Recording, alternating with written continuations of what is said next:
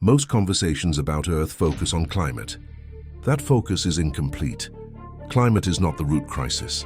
Energy is on every complex system on Earth depends on surplus energy. Food production, cities transportation, medicine technology, civilization itself. Earth functions because energy flows exceed losses. But Earth is not static. Its internal heat slowly declines. Its magnetic field fluctuates. Its atmosphere thins over geological time. These are not failures. They are natural stages of planetary aging. Human civilization expanded during a rare window of energy stability. We built global systems assuming that surplus energy would always be available. That assumption is false.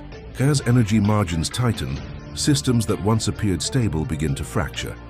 Weather becomes volatile. Ecosystems destabilize. Infrastructure fails more frequently. This is not because humanity is immoral or incompetent.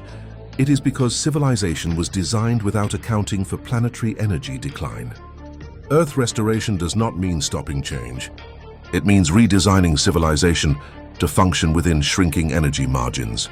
If energy decline is ignored, no climate solution can succeed.